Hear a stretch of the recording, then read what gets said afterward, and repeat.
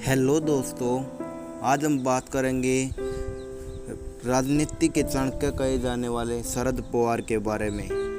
जानेंगे उनकी personal life के बारे में, उनके प्रारंभिक जीवन के बारे में, उनके राजनीतिक सफ़र के बारे में, उनकी शिक्षा के बारे में। इन सब के बारे में आज हम विस्तार से बात करेंगे। तो आइए वीडियो को शुरू करते हैं। शरद पवार का जन्म 12 दिसंबर 1940 को पुणे महाराष्ट्र में हुआ।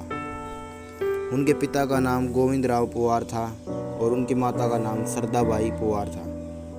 वह पेशे से एक राजनेता हैं। अगर बात करें उनके प्रारंभिक जीवन की, तो शरद पवार के पिता गोविंदराव पवार बारामती के कृषक सहकारी संघ के कार्यकर्ता थे। उन्होंने बारामती में एक शुगर मिल भी खुलवाई थी। उनकी माता सरदाबाई पवार कातावाड़ी जो बारामती से 10 किलोमीटर दूर है, उसमें परिवार के फार्म की देखरेख करती थी। अगर बात करें शरद पवार की शिक्षा की, शरद पवार ने पुणे विश्वविद्यालय से बीएमसी की पढ़ाई की, यानी brain Maharashtra college of commerce से अपनी शिक्षा प्राप्त की। उनकी शादी प्रतिभा से हुई। उनकी एक बेटी भी है जिसका नाम है सुप्रिया सुल्ले। अब हम बात करते हैं शरद पवार के राजनीतिक सफर के बारे में। शरद पवार ने सन 1958 में युवा कांग्रेस ज्वाइन की, जब उनकी उम्र मात्र 18 वर्ष थी।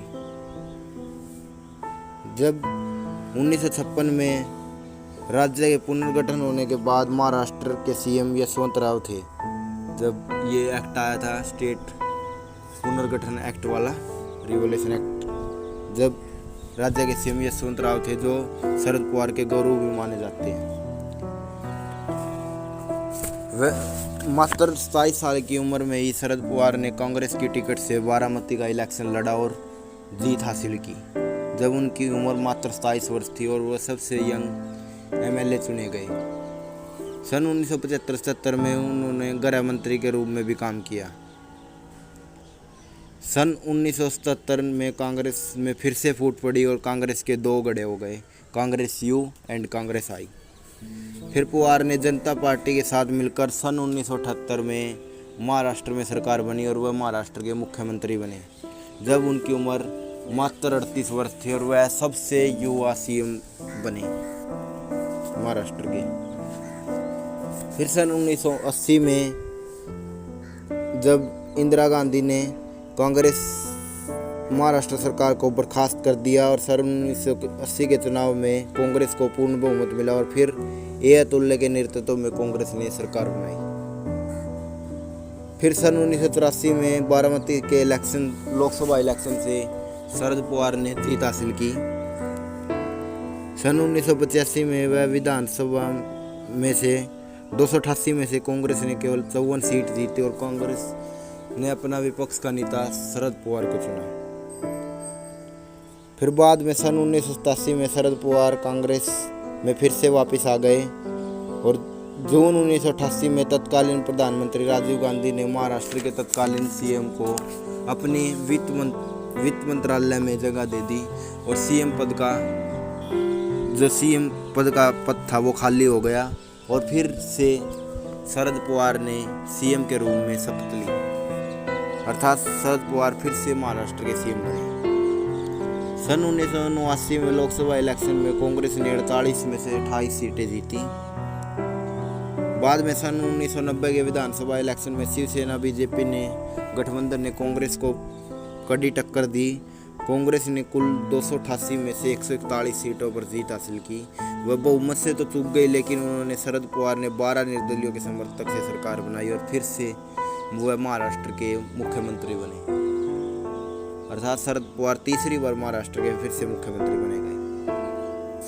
सन 1991 में लोकसभा चुनाव के दौरान राजीव गांधी की हत्या कर दी गई, जिसके साथ प्रधानमंत्री के रूप में नरसिंह राव और एनडी तिवारी के साथ शरद पवार का नाम भी आने लगा, लेकिन कांग्रेस ने नरसिंह राव को अपना प्रधानमंत्री चुना और शरद पवार को रक्षा मंत्री बनाया। शरद पवार अपनी बायोग्राफी में बताते कि सोनिया गांधी नहीं चाहती थी कि शरद पवार प्रधानमंत्री बने। फिर मार्च 1993 में तत्कालीन मुख्यमंत्री सुधाराम नायक ने अपना पद छोड़ दिया और शरद पवार ने को फिर से महाराष्ट्र का मुख्यमंत्री बनाया गया। शरद पवार ने चौथी बार महाराष्ट्र के मुख्यमंत्री के रूप में शपथ ली। उसके 6-7 दिन बाद मुंबई में 12 मार्च को धमाके से पूरी मुंबई हिल गई, जिसके बाद सन 1993 में शरद पवार पर भ्रष्टाचार और अपराधियों से तालमेल के आरोप लगे। फिर उसके बाद शरद पवार की राजनीतिक साख बहुत गिर गई। सन 1995 में विधानसभा इलेक्शन में बीजेपी शिवसेना गठबंधन ने 138 सीटें जीतकर सरकार बनाई। कांग्रेस मात्र 80 सीटों पर सिमट गई वहाँ पर, और शरद पवार को इस्तीफा देना पड़ा। मनोहर जोशी मुख्यमंत्री बने। सन 1999 में शरद पवार ने अपनी नई पार्टी एनसीपी का गठन किया। सन 2004 में लोकसभा चुनाव के बाद शरद पवार यूपीए गठबंधन में शामिल हो गए। उन्होंने कांग्रेस के साथ समझौता कर लिया। उसके बाद कांग्रेस ने उनको कृषि मंत्री बनाया। फिर 2012 में उन्होंने चुनाव न लड़ने का ऐलान किया ताकि युवा चेहरों को भी मौका मिल सके। ये था शरद पवार का पूरा राजनीतिक सफर। अब हम उनके खेल कूद के बारे में डालते हैं, क्योंकि शरद पवार को खेल कूद में बहुत रुचि थी। वह कई बोर्ड के अध्यक्ष बने। तो आइए देखते हैं।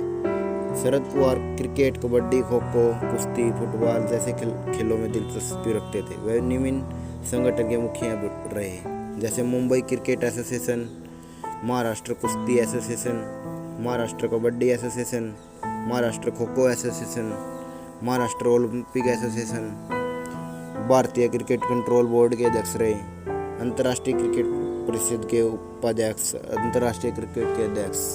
इन सब के रूप में शरद पवार ने काम किया। ये थी शरद पवार की लाइफस्टाइल पूरी बायोग्राफी।